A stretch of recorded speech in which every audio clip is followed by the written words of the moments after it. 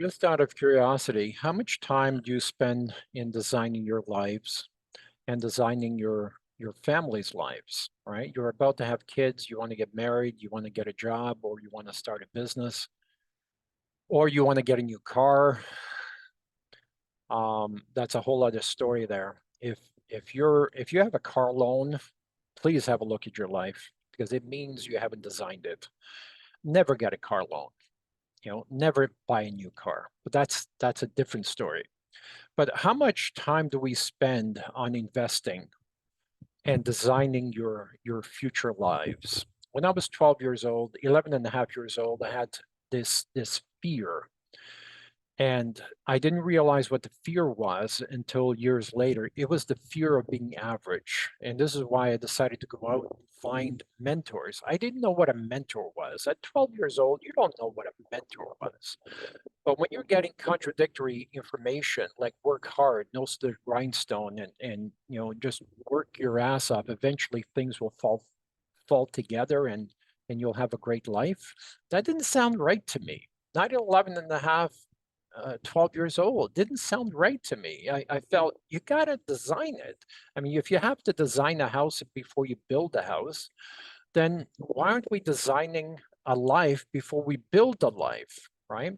So, and that's when I decided to go work in a tailor shop, and that's where I met my first mentors, and that's where I met my high school volleyball coach who knew nothing about volleyball. He was a great advisor. He was a great mentor. Again, I didn't know what a mentor was even in high school, but he took us to all Ontarios and got our asses kicked in all Ontarios. But for a volleyball coach who had never coached volleyball and a bunch of kids, he knew how to motivate us. He knew how to reach further. He knew how to train us. He knew how to make us want to do stuff. He made us want to go jogging as a team. He made us want to do better. We worked every day after school, before school started. This is why the program went from no program to going to all Ontarios in 2 years. I mean, come on. I mean, the guy deserves some credit. Mr. Ridley, I still remember his name, great mentor. Going back to the tailor shop, I lied about my age. I said I was 14, I was 12, but I was lucky that I was tall for my age, tall, geeky. I remember wearing a powder blue suit and going into a tailor shop after getting off a bus for an hour saying I need a job, and they said, how old are you, and get out of here. So I came back the following Saturday and I lied and I said, Peter asked me to start vacuuming. Where's the vacuum? So I went to the back, grabbed the vacuum, and started vacuuming. I didn't have a job, but eventually I was offered a job.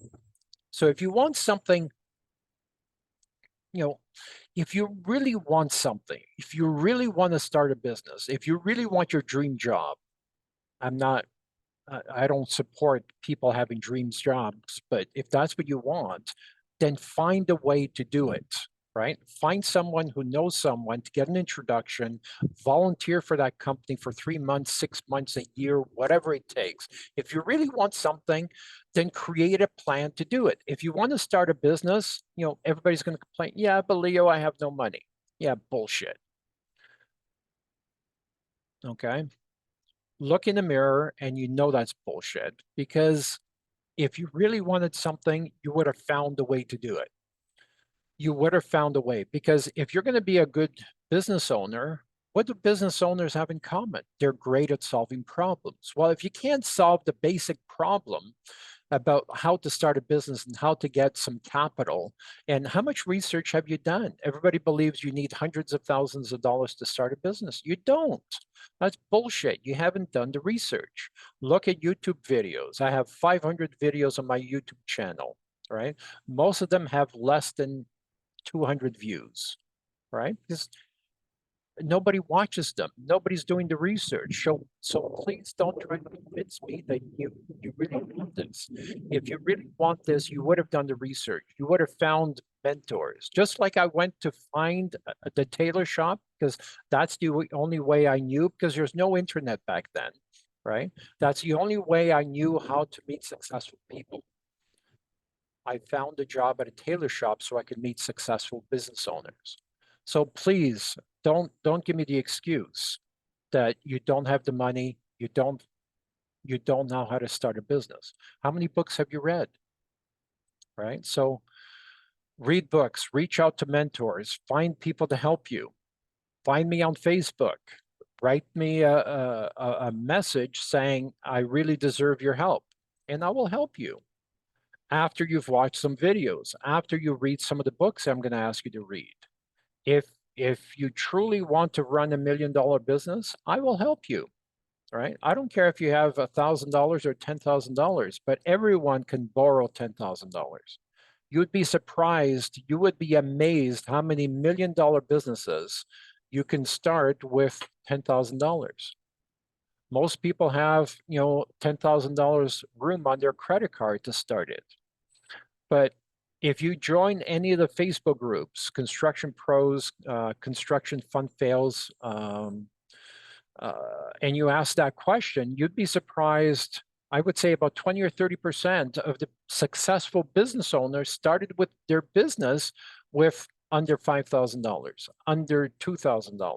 Most had a ladder and an old pickup truck and they started their business. So there's no excuses. There's absolutely no excuses why you have a job or a job, just over broke.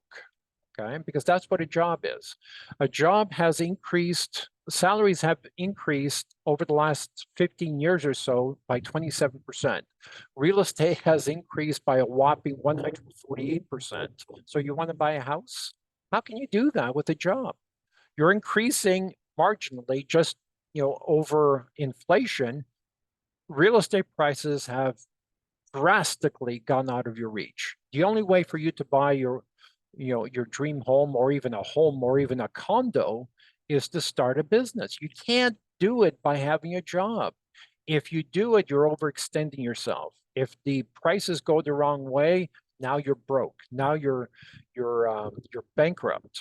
How many people go bankrupt every day because of, they don't have great plans? I hate to be harsh, but sometimes tough love is the way to get your attention and shake you up enough to say, hey, what I've done for the past year, 10 years has not worked. I need to change my mindset. I need to have better advisors. Garbage in, garbage out is a computer term. Sometimes we have garbage going on in there that doesn't make sense. We are not logical human beings. We are illogical. There's nothing logical about the way we think. We run around with a 2,000-year-old lizard brain. It doesn't make sense. This is why I surround myself with 6 advisors, 6 business advisors. Anyways, enough rambling. Please post your questions, comments below. Would love to chat with you and maybe help you out. Take care.